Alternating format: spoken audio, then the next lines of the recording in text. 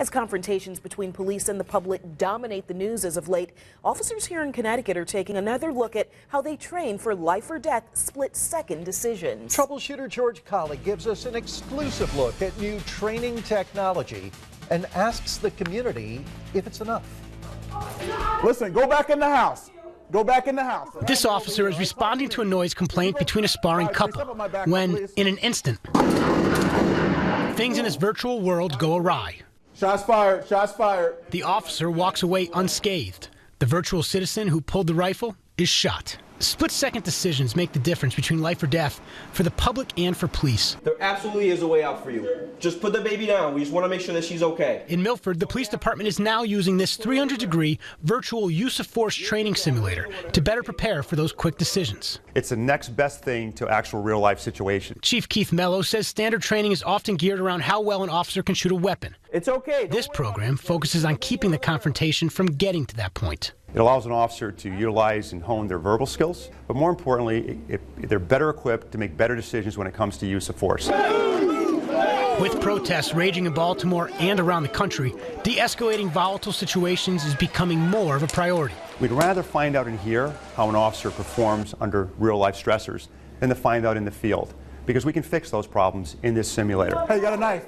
Drop the knife. Fixing the problems in the simulator can be done in an afternoon, but fixing perceptions in any community could be a much bigger challenge. I think the police don't care about the people. I mean, young kids, they don't have no respect for each other and all that. Don't have no respect for the police. But you don't have to treat them like they like animals. The situation is really tense. Connecticut NAACP President Scott X. Esdale believes the issues run much deeper, and he doesn't believe they can be fixed through a high-priced virtual training tool. I don't know what type of training that you carry out or implement in a police department to teach people to stop being racist. Because, and you believe that's what it is, that police are racist? The data shows that black and Latinos are 10% of the state, and they're getting pulled over 2 to 1 in this particular state. The data Esdale points to comes from a report compiled by the Connecticut Racial Profiling Prohibition Project.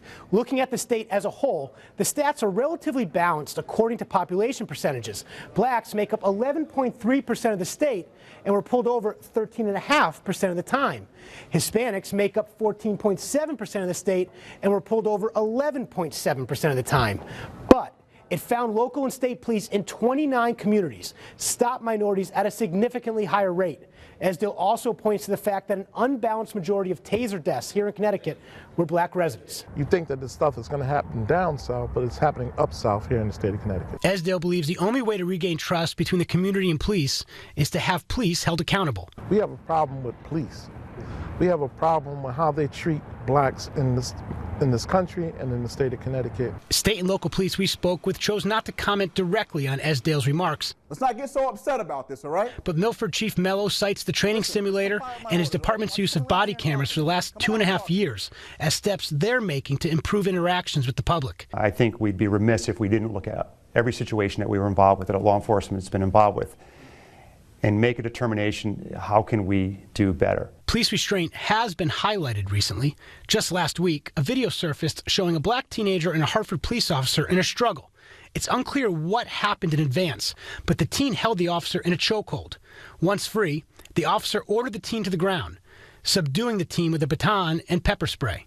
The teen was charged with assault of a police officer and inciting a riot. Should there be a discussion about complying with police? Absolutely.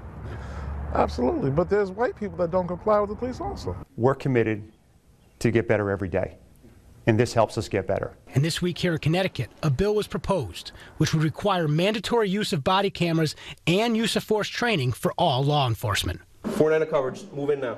George Colli, NBC, Connecticut Troubleshooters. Don't move, okay? And George goes on to report Milford used seized asset money to purchase the simulator.